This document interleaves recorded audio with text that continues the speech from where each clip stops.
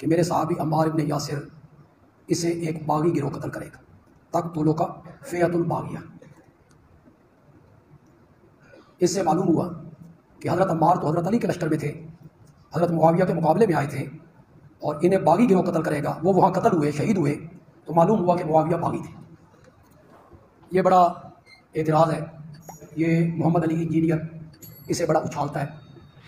وہ آگے روایت کا ایک حصہ ہے کہ تو انہیں جنت کی طرف بلائے گا اور وہ تجھے جہنم کی طرف بلائیں، وہ بھی وہ نبی پاک کے ذمہ لگا دیتے اس حصے کو بھی، حالانکہ وہ اور موقع کا ہے، لیکن وہ اس طرح لوگوں کو، نوجوانوں کو خراب کرتے ہیں۔ سب سے پہلی بات یہ سنیں کہ یہ جو حدیث ہے حضرت عمار کے متعلق کہ تجھے ایک باغی گروہ قتل کرے گا، اس پر جرح موجود ہے۔ اگر کسی کو جرح چاہیے تو میرے ساتھ رابطہ کرے، میں راوی بھی بتاؤں کہ یہ راوی ہے اور اس پر یہ جرح ہے۔ ایک جرح بتا دیتا ہوں اس کے ایک راوی پر محدثین نے کی کہ وہ راوی جب مرنے لگا تو اس سے کسی نے کہا کہ اللہ سے معافی مانگو، استغفار کرو، تو کہتا ہے معافی مانگنے کی کیا ضرورت ہے، میں نے حضرت علی کی فضیلت میں 70 حدیثیں گھڑی ہیں۔ کتنی؟ 70۔ وہ اس حدیث کا بھی راوی، خبر واحد ہے، پھر اس پر جرح ہے، راوی اس کا کذاب ہے۔ یہ اس روایت کا حال ہے۔ یہ نہ ہو کہ ایک بندے کو بچاتے بچاتے اپنا بیڑا غرق کروا لو، پہلے امت کا تو بیڑا غرق ہوا ہے۔ یہ جب تک اندر فطور اتنے لیول پہ نہ ہونا کہ زبان سے اگلنا شروع کر دے بندہ، یہ گٹر بھرتا ہے تو یہ اگلتا ہے، یہ نہ سمجھے کہ یہ غلطی سے نکلا ہے اس کے منہ سے۔ مسجد نبوی کی تعمیر کے دوران صحابہ کرام ہیلپ آؤٹ کر رہے ہیں، باقی صحابہ نے ایک ایک پتھر اٹھایا ہوا ہے، عمار ابن یاسر نے 2 پتھر اٹھائے ہوئے ہیں، 50+ ایج ہے۔ حضور وہ اے پتھر اپنے والے نہیں سمجھنے، بڑے والے پہاڑی پتھر، اینٹیں نہیں ہیں۔ حضور کو اتنا پیار آیا، آپ نے اپنے مبارک ہاتھوں سے سر اور داڑھی سے مٹی جھاڑی اور فرمایا وہی عمار، افسوس عمار، تقتلہ فئۃ الباغیہ، تجھے ایک باغی گروہ قتل کرے گا، یدعوہم الی اللہ، اور ایک حدیث میں ہے یدعوہم الی الجنہ، وہ پکار رہا ہوگا، بلا رہا ہوگا اللہ کی طرف اور جنت کی طرف، ان کو یعنی وہ باغی جماعت کو، وَيَدْعُونَهُ إِلَى النَّارِ، اور وہ جماعت جو ہے وہ دوزخ کی آگ کی طرف بلا رہی ہوگی۔ اب یہ اتنے سخت الفاظ، یہ حدیث تو پہلے سے موجود تھی، اس کا فہم بیان کیا ہوا ہے محدثین نے کہ کوئی بھی جو حرام کام ہے وہ جہنم میں لے جانے والا کام ہے۔ انہوں نے تو نہیں شرح بیان کرنی، میں کئی دفعہ بیان کر چکا ہوں، آج پھر کر دیتا ہوں۔ جھوٹ بولنے والا جہنم کی طرف جانے والا عمل، خلیفہ راشد کی مخالفت کرنا جہنم میں لے جانے والا عمل ہے۔ کیوں؟ اس لیے کہ قرآن میں حکم ہے اطیعوا اللہ و اطیعوا الرسول و اولی الامر منکم، اللہ کی بھی اطاعت، رسول کی بھی، اور اپنے حکمران کی بھی، لیکن قرآن و سنت کے دائرے میں۔ ساتھ ہی آ گیا فَإِن تَنَازَعْتُمْ فِي شَيْءٍ فَرُدُّوهُ إِلَى اللَّهِ وَالرَّسُولِ، اگر جھگڑا ہو جائے فیصلہ اللہ اور اس کے رسول سے کروانا ہے۔ تو سیدنا علی خلیفہ راشد تھے، ان کی اطاعت واجب تھی، اس وجہ سے یہ بات ہوئی کہ وہ خلیفہ راشد کی مخالفت کر رہے ہوں گے۔ جو صحیح مسلم میں حدیث ہے جو امام وقت کی بیعت کے بغیر مرا وہ جاہلیت کی موت مرا۔ بخاری مسلم دونوں میں حدیث ہے کہ جب پرفتن دور آئے تو جماعت المسلمین اور ان کے امام کو پکڑ لینا، اے تہاڈی جماعت المسلمین نہیں، جب خلیفہ راشد ہو اس کو پکڑ لینا۔ حتیٰ کہ مسلم میں یہاں تک الفاظ ہیں کہ اگر ایک خلیفہ کی بیعت ہو جائے اور جو اس کے مقابلے پہ کھڑا ہو اسے قتل کر دو، اور یہ تو قرآن میں بھی ہے سورۃ الحجرات کے اندر، اگر مسلمانوں کا کوئی گروہ باغی ہو جائے اس کے خلاف قتال کرو یہاں تک کہ وہ توبہ پر آمادہ ہو۔ اسی کے تحت تو جنگ صفین لڑی ہے سیدنا علی نے۔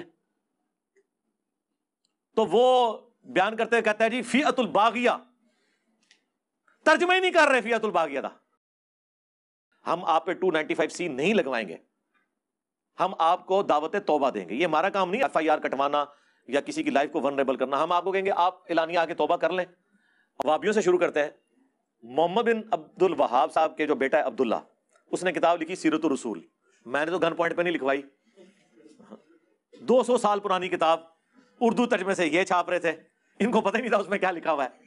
ہاں، اس میں انہوں نے لکھا ہے کہ حضرت معاویہ رضی اللہ تعالیٰ عنہ نے شہادت عثمان کا جھوٹا الزام حضرت علی پہ لگایا اور اللہ تعالیٰ نے مولا علی کو بری کر دیا۔ اب دیکھیں کیا جملے وہ لکھ رہے ہیں یعنی وہ پورے کا پورا نیریٹو یہ مان رہے ہیں کہ یہ سارے کا سارا ڈرامہ بازی چل رہی تھی. پھر انہوں نے لکھا بنو امیہ 60 سال تک ممبروں سے حضرت علی کے لیے تنقیص کے جملے بولتے رہے, سب و شتم کرواتے رہے. اللہ تعالیٰ نے مولا علی کی شان کو بلند کیا. پھر انہوں نے مسند احمد کی وہ حدیث لکھی ہے جب حضرت معاویہ رضی اللہ تعالیٰ عنہ کو آ کر عمرو بن عاص کہہ رہے ہیں کہ وہ عمار قتل ہو گیا, یہ کہہ رہے ہیں جی باغیوں نے مار دیا ہے, خارجیوں نے مار دیا ہے. اوہ جن کی فوج نے مارا ہے وہ تو مان رہے ہیں. ایک نکی حدیث ہے میں نے کربلا والے ریسرچ پیپر ابو الغادیہ نے مارا ہے, اصحاب شجرہ والا صحابی ہے. ابن حجر اسقلانی نے کہا اسے وہ حدیث کفایت کر جائے گی مسلم شریف کی کہ جو اصحاب شجر ہیں ان کو جہنم کی آگ نہیں چھوئے گی. تو سلسلہ حدیث صحیحہ میں شیخ البانی وہابیوں کے امام, اس دور کے امام بخاری 1999 میں فوت ہوئے, سعودیہ کے محدث اعظم رہے, البانیہ کے رہنے والے تھے. انہوں نے سلسلہ حدیث صحیحہ میں 2008 نمبر حدیث کے کانٹیکسٹ میں لکھا کہ یہ تعویل مشکل ہے.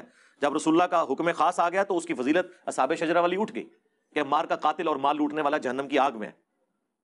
میں نے تو نہیں شیخ البانی سے یہ لکھوایا, ٹھیک ہے. شیخ البانی کو یہ رافضی بھی نہیں کہہ سکتے. ہاں, انہوں نے نہ ناسبیوں کو چھوڑا ہے نہ رافضیوں کو چھوڑا ہے, اور یہ بھی نہیں کہہ سکتے اجتہادی غلطی ہو گئی ہے. نہیں, فتوے چاہیے نیم رافضی فل رافضی والے.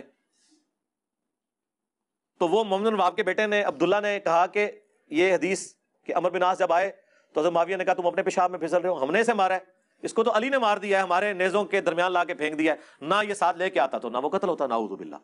اتنی دور کی تعویل بھی نہیں کہنا چاہیے, 180 ڈگری.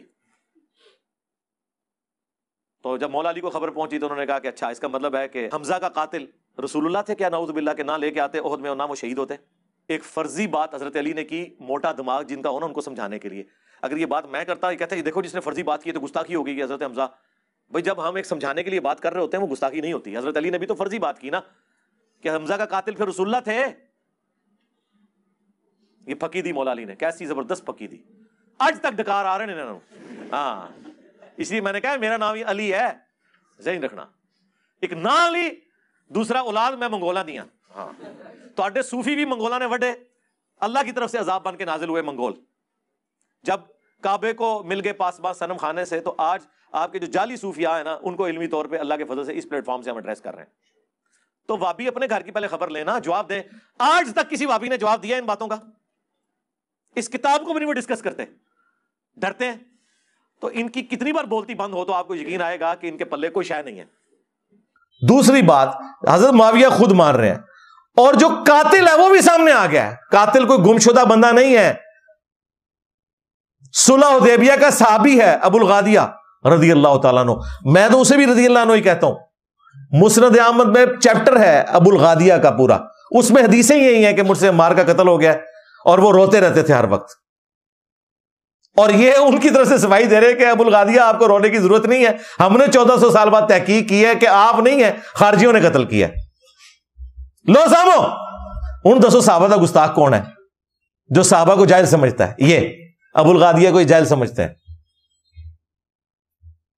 تو واضح احادیث موجود ہے, وہ مان رہا ہے کہ میں نے یہ مسئلہ خراب کیا ہے, مجھ سے یہ شہادت ہوئی ہے, والعیاذ باللہ تعالی. کیونکہ مسند احمد میں حدیث ہے کہ عمار کا قاتل اور اس کا مال لوٹنے والا جہنم کی آگ میں. شیخ البانی نے اس حدیث کو صحیح کہا. شیخ زبیر صاحب نے دھکے سے اسے ضعیف ثابت کرنے کی کوشش کی. میں نے ان کو فون کیا, میں نے کہا شیخ صاحب یہ تو ثابت نہیں ہوئی. کہتے ہیں 3 دن میرا پسینہ چھوٹا رہا اس کو ضعیف ثابت کرنے کے لیے. میں نے کہا کہ نہیں ہوئی ہے. یہ کہتے ہیں سننی ہوں نا علی بھائی, کیا کروں, مجبوری ہے. میں نے کہا مجبوری والی کون سی بات ہے بھائی, آپ دعائے خیر کریں. جس طرح باقی لوگوں نے باطل تعویل کرنے کی کوشش کی. ابن حجر اسقلانی نے کہا کہ ابو الغادیہ کو صلح حدیبیہ والی فضیلت کفایت کر جائے گی. تو شیخ ناصر الدین البانی محدث اعظم سعودیہ, وہابیوں کے اس دور کے امام بخاری, انہوں نے کہا یہ بڑی مشکل تعویل ہے جو آپ کر رہے ہیں, کیونکہ جب حکم خاص آ جاتا ہے تو عام فضیلت اٹھ جاتی ہے. ابو الغادیہ کے لیے حکم خاص آ گیا کہ عمار کا قاتل اور مال لوٹنے والا جہنم کی آگ میں, اسے صلح حدیبیہ کی فضیلت کفایت نہیں کرے گی. جو مسلم شریف میں آیا کہ میں اللہ سے امید کرتا ہوں کہ جن لوگوں نے بیعت رضوان کی صلح حدیبیہ کے موقع پر, ان کو آگ نہیں چھوئے گی. دیکھو البانی صاحب کتنے تک گین ہے, لیکن وہ عربی میں لکھا ہوا تھا, ان کو تکلیف کوئی نہیں تھی. اور میں نے یہ ڈکلیئر کیا کہ البانی کو بھی عنقریب یہ رافضی کہیں گے, ان کے پاس چارہ کوئی نہیں ہے. تو میرے بھائی ہم رضی اللہ تعالیٰ عنہ بھی کہتے ہیں, صحابی بھی کہتے ہیں, یہ کہنا کہ نازیبا زبان اپنی آخرت کی فکر کریں, یہ نازیبا زبان نہیں ہے, یہ نبی علیہ السلام کی احادیث ہیں جن کو آپ نازیبا زبان کہہ رہے ہو. یہ نہ ہو کہ ایک بندے کو بچاتے بچاتے اپنا بیڑا غرق کروا لو.